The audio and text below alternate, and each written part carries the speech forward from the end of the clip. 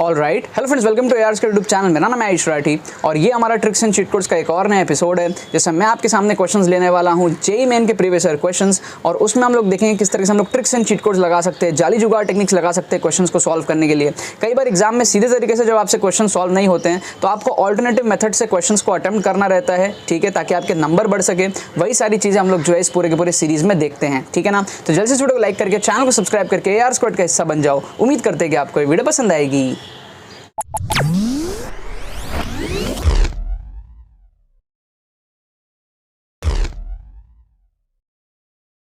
Students, अगर आपका JEE main में स्कोर 60, 70, 80, 90, 100 इस रेंज में अटकता है, अगर आपको अपना स्कोर कम टाइम में इंक्रीज करना है 160, 170, 180, 190 इस रेंज में लेकर के जाना है, और आप अगर सीरियस हो ये चीज़ करने के लिए, तो आपको मैं रिकमेंड करूंगा कि आप हमारे exclusive tricks course for JEE main 2023 में एनरोल कर लो जल्दी से जल्दी। इससे क्या होगा, इस कोर्स के थ्रू आपको पूरा चीज़ समझाया जाएगा कि आप किस तरीके से साइंटिफिक स्टडी टेक्निक्स को यूज़ करके कम टाइम में अपने सिलेबस को कवर कर सकते हो, क्या लॉजिक बेस्ड कैलकुलेशंस हमारे पास में होते हैं जिससे कि अपना नंबर बढ़ा सकते हो, क्या हमारे पास में ट्रिक्स होते हैं, ट्रिक्स के एप्लीकेशंस पूरे लेटेस्ट पेपर्स में आपको दिखाए जाते हैं, ठीक है। लास्ट 1-2 साल के जितने भी पेपर्स हुए हैं उन सब में आपको दिखाया जाएगा किस तरीके से आपको ट्रिक्स का एप्लीकेशन करना है, किस तरीके से आप स्कोर को बूस्टअप कर सकते हो, ट्रिक्स के सारे थ्योरी, ट्रिक्स के सारे एप्लीकेशन, पूरा माइंडसेट डेवलपमेंट आपका इस कोर्स के थ्रू होता है, ठीक है ना। तो अगर आप ट्रिक्स एंड चीट कोड्स के एकदम नेक्स्ट लेवल को एक्सपीरियंस करना चाहते हो और अपने स्कोर को इंप्रूव करना चाहते हो, तो ये कोर्स आपके लिए बहुत ज़्यादा रिकमेंडेड है। ऑलरेडी 250 से ज़्यादा स्टूडेंट्स इस कोर्स में एनरोल कर चुके हैं एंड तेजी से इसके अंदर में एनरोलमेंट बढ़ रही है। आप लोग जल्दी से इसके अंदर में एनरोल करके अपना फायदा उठा सकते हो। एनरोल करने का प्रोसेस बता देता हूं, डिस्क्रिप्शन में आपको लिंक दिया रहेगा, उस पर क्लिक करो, सारी डिटेल्स पढ़ो, फिर अपने डिटेल्स को फिल करके पेमेंट प्रोसेस को कंप्लीट करो एंड फिर रिलैक्स करो, आपको डिजिटली सारी चीजें सेंड कर दी जाएंगी। कोई अगर आपके मन में क्वेरीज रहता है तो आपको व्हाट्सअप लिंक भी डिस्क्रिप्शन में मिलेगा, उस पर क्लिक करके आप हमारी टीम को व्हाट्सअप कर सकते हो एंड जो भी आपके क्वेरीज है उसको पूछने के बाद में आप कोर्स में एनरोल कर सकते हो। बट जितने भी सीरियस एस्पिरेंट्स हैं, मेक श्योर करना कि आप इस कोर्स में एनरोल कर लो। तो देखो, यहाँ पर मैंने आपके सामने कुछ क्वेश्चंस लिए हैं, प्रीवियस ईयर क्वेश्चंस जेईई के, है ना, जेईई मेन के प्रीवियस ईयर क्वेश्चंस, और फिजिक्स के सेक्शन में से यहाँ पर मैंने आपके सामने 3 क्वेश्चन उठाए हैं। ये तीनों के तीनों क्वेश्चन ना एक ही पेपर के हैं, ठीक है, एक ही पेपर के 3 क्वेश्चन हैं, है ना। बहुत सारे शिफ्ट्स होते हैं, जेईई 2021 में एक पेपर नहीं हुआ था, बहुत सारे पेपर हुए थे, उन सारे पेपर में से कोई एक पेपर के ही 3 क्वेश्चन मैंने लिए हैं, ठीक है।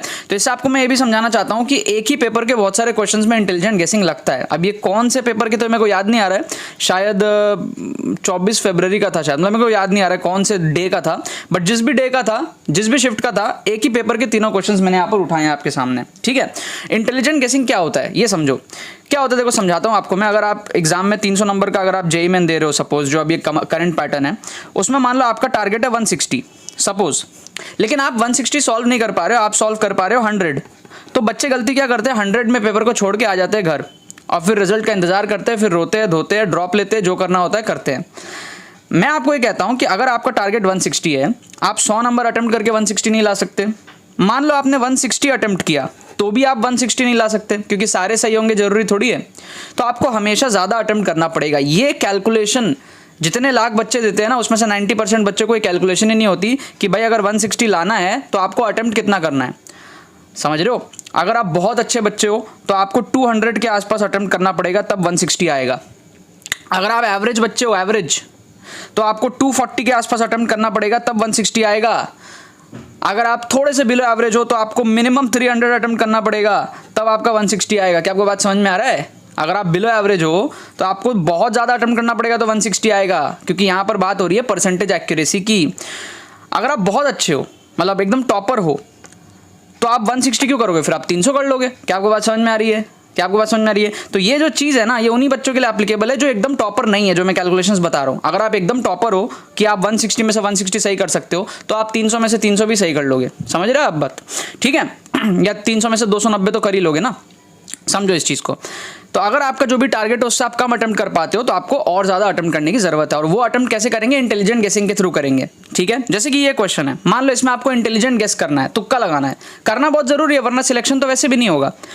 अगर आपको इसमें करना है तो आप देखो, एक ऑप्शन जो है माइनस का है, 3 ऑप्शन प्लस के हैं, तो ऑड वन आउट को काट दो।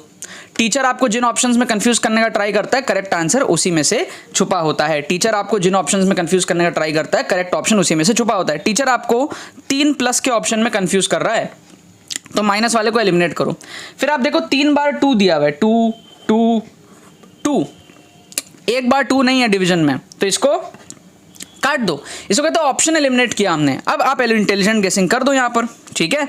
अब आप क्या करोगे यहाँ पे इंटेलिजेंट गेसिंग करोगे। मैं यहाँ पर ना क्वेश्चंस लिख देता हूँ, क्वेश्चन 1, क्वेश्चन 2, क्वेश्चन 3, ठीक है। फर्स्ट क्वेश्चन में आपको क्या करना है, ए और डी में से तुक्का लगाना है, ए और डी में से तुक्का लगाना है। क्यों? क्योंकि बी और सी के होने की प्रोबेबिलिटी बहुत कम है। क्यों कम है? क्योंकि बी में डिवीजन में 2 नहीं है, ठीक है, और सी में माइनस साइन है।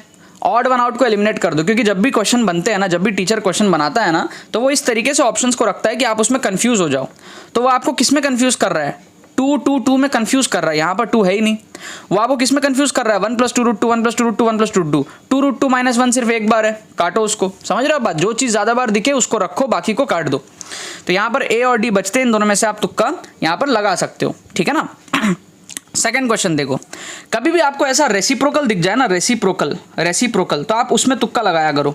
यहाँ देखो 1/8 और 8/1, इन दो में तुक्का लगाओ, बाकी को एलिमिनेट कर दो। क्योंकि 2:1 क्या है, सिर्फ एक ही बार है। 1:4 क्या है, सिर्फ एक ही बार है। लेकिन 8 जो है ना वो 2 बार आया है। तो 2 बार आने का क्या मतलब है, साइकोलॉजी समझो, टीचर की साइकोलॉजी समझो।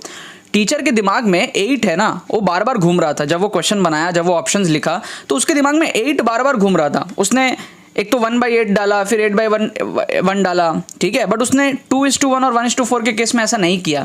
तो प्रोबेबिलिटी क्या कहती है, फील क्या कहता है, साइकोलॉजी क्या कहती है कि आंसर ए और बी में से होने की पूरी चांसेस है। क्योंकि टीचर का फोकस इसमें था, वो आपको कंफ्यूज करने का ट्राई कर रहा है। कैसे कंफ्यूज कर रहा है, वो आपको बोल रहा है अच्छा बेटा पता लगाओ 1/8 होगा या 8/1 होगा।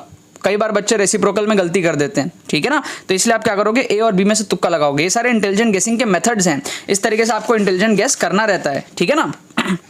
यहाँ पर देखो, यहाँ पर हम लोग क्या करेंगे, डायमेंशन एनालिसिस देखेंगे। डायमेंशन एनालिसिस, तो आप क्या करो, डायमेंशन निकाल लो, d³ gm का डायमेंशन निकाल लो। d मतलब डिस्टेंस हो गया, है ना, d मतलब डिस्टेंस, मतलब कि लेंथ का क्यूब अपॉन gm का डायमेंशन निकाल लो आप। तो यहाँ से क्या होता है, F = G(m1 m2) upon r² होता है ना। तो gm का डायमेंशन हो जाएगा FR² अपॉन m = gm, है ना। ये हो जाएगा ना हमारे पास में ग्रेविटेशन का, ठीक है ना। तो ये हमारे पास में हो जाएगा, ये हमारे पास में क्या हो जाएगा, एक मिनट रुक जाओ, gm, हाँ, ये हमारे पास FR² अपॉन m हो जाएगा। अब देखो FR² अपॉन m का मतलब क्या है, f को मैं लिख सकता हूँ, यहाँ पर पहले लिखता हूँ मैं r² को मैं l² लिख देता हूँ, और अपॉन m को मैं ऊपर लिख देता हूँ मास, ठीक है। इसको मैं और सॉल्व करता हूँ, तो l² कटेगा तो ऊपर एक l बचेगा, तो ये आएगा m l, नीचे f की वैल्यू क्या होती है, ml(t⁻²), है ना, ml(t⁻²). ml और ml कट जाएगा तो ये t⁻² ऊपर हो जाएगा t²। अब देखो एक रूट भी तो है ना, एक रूट भी है, तो इसका रूट लोगे लास्ट में तो क्या आएगा, t। तो ये जो d³ अपॉन gm का रूट है ना, इसका डायमेंशन क्या आ रहा है, टाइम के बराबर आ रहा है ना। तो टाइम पीरियड जो हमको पूछा है क्वेश्चन में, वो कौन कौन सा हो सकता है, ऑप्शन ए हो सकता है, डेफिनेटली हो सकता है। क्या ऑप्शन बी हो सकता है, नहीं, क्योंकि ऑप्शन बी में उल्टा हो गया, gm ऊपर चला गया, d³ नीचे आ गया, तो ये काट दो। क्या ऑप्शन सी हो सकता है, बिल्कुल हो सकता है, क्योंकि ऑप्शन सी में भी देखो d³ अपॉन 3gm है, तो ये हो सकता है। ऑप्शन डी में देखो आप, ऑप्शन डी नहीं होगा, क्यों, क्योंकि इसमें वापस से gm ऊपर चला गया, d³ नीचे आ गया, तो इसको काट दो। तो 2 ऑप्शन एलिमिनेट हो गए, इन 2 में से आप तुक्का लगा लो, ए और सी में से, क्योंकि ए और सी का जो डायमेंशन है वो सेम है, और दोनों का dimension period of revolution time के बराबर है। हमने अभी सॉल्व करके देख लिया, ठीक है ना। ये हमने ग्रेविटेशन का जो फोर्स ऑफ ग्रेविटेशन होता है ना, Gm1m2/r², वहां से हमने gm का डायमेंशन निकाल लिया। क्या आपको बात समझ में आ रही है, यस और नो।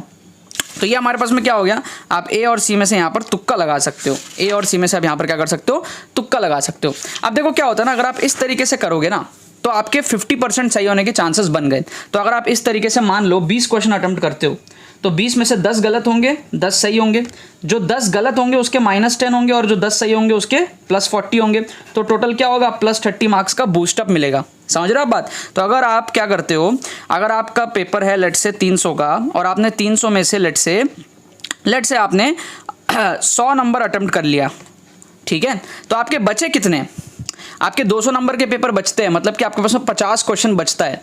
अगर आप 20 क्वेश्चन अटेम्प्ट करते हो तो 30 नंबर बढ़ाते हो। अगर आप 40 क्वेश्चन अटेम्प्ट करोगे तो आप 60 नंबर बढ़ाओगे, है ना। तो अगर आप बाकी के 50 क्वेश्चन जो बचे उसमें से 40 भी इस तरीके से अटेम्प्ट कर दो, तो आपके 60 नंबर बढ़ के आपका स्कोर हो जाएगा 160+।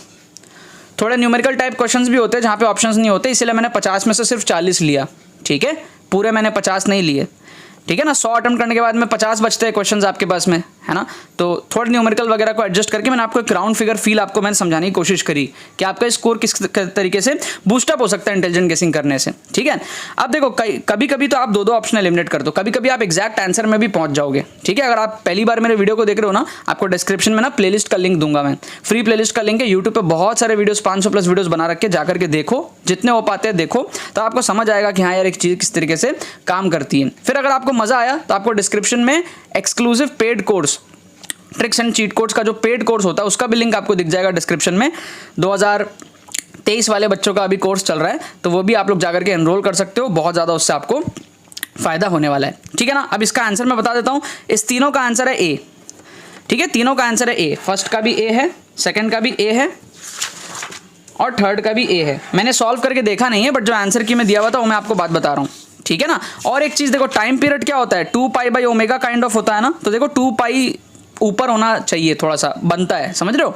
तो उस केस में भी हम लोग सी को भी एलिमिनेट कर सकते थे, क्योंकि टाइम पीरियड जनरली 2π/ω के फॉर्मेट में रहता है, तो वो भी एक फील बोल रहा है कि 2π ऊपर रहना चाहिए था। क्या आपको बात समझ में आ रही है। तो इस तरीके से अगर आप तुक्के लगाओगे, इसको बोलते हैं इंटेलिजेंट गेसिंग, और ये आपके लिए बहुत ज़्यादा ज़रूरी होता है अगर आपको जेईई मेन जैसे एग्जामिनेशन में अपने नंबर बढ़ाने हैं तो, ठीक है ना। बाकी तो बस यही बात है। तो यार आई होप आपको ये ट्रिक्स एंड चीट कोड्स की वीडियो पसंद आई होगी। अगर आपको ये वीडियो पसंद है तो वीडियो को लाइक करना मत भूलना और शेयर करना मत भूलना अपने बाकी सारे फ्रेंड्स के साथ में, ताकि वो भी इस प्लेटफॉर्म का मजा उठा सके। बाकी तो बस बहुत बहुत धन्यवाद मेरे साथ जुड़ने के लिए, बने रहिए यार।